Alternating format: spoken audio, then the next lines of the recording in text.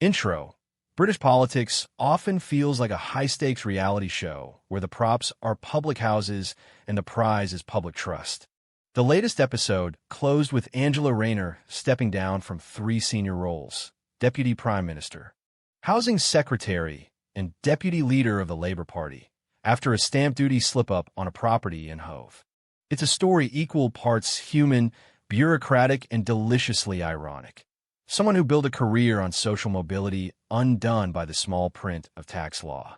Angela's fall and the surrounding theater for a politician who rose from a Stockport council estate to the cabinet. The image of Rayner has always been one of grit and upward momentum. Yet the thing that grounded her wasn't sexism, class barriers, or a political rival. It was a naughty piece of tax guidance. The optics are brutal. The housing secretary, who campaigned on homes for working families, caught out by a stamp duty misstep on her own purchase. The resignation letter and Starmer's reply her resignation letter carried the tone of contrition you'd expect, measured, regretful, and anything but theatrical. Keir Starmer's public response read like the polite end of a fraught friendship, warm on the surface, careful underneath. There's a performative sympathy there, a hope to keep the narrative tidy even as the headlines do their worst. Translation: it's not you, it's the tax system.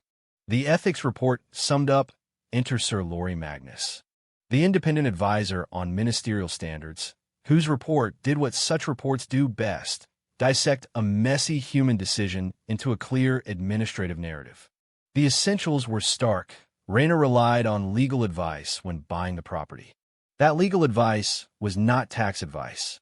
She therefore did not get proper tax advice and did not pay the correct amount of stamp duty. In plain terms, she followed her solicitor's guidance, which turned out to be insufficient. In most walks of life, that would be an expensive nuisance and an apology to HMRC.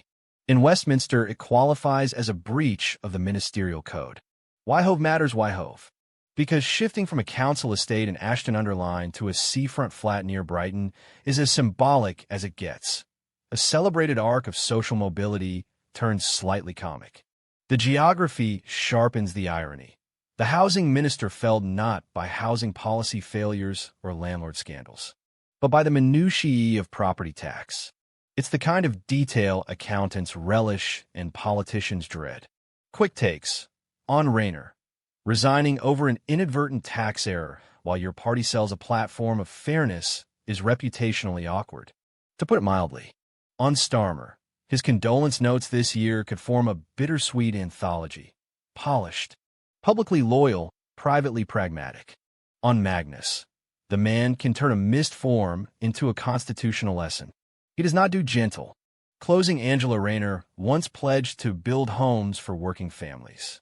She did, beginning with her own, and now that private act has become a public lesson in how easily the personal and political collide. For all the drama and the moralising, the practical takeaway is simple and a little grimly British. Check your paperwork. Insist on proper tax advice, and never assume a solicitor's okay is the same as an HMRC-proof plan. That's Westminster for you, where ambition meets bureaucracy, and a stamp duty form can still end a career. Keep your receipts and mind the small print.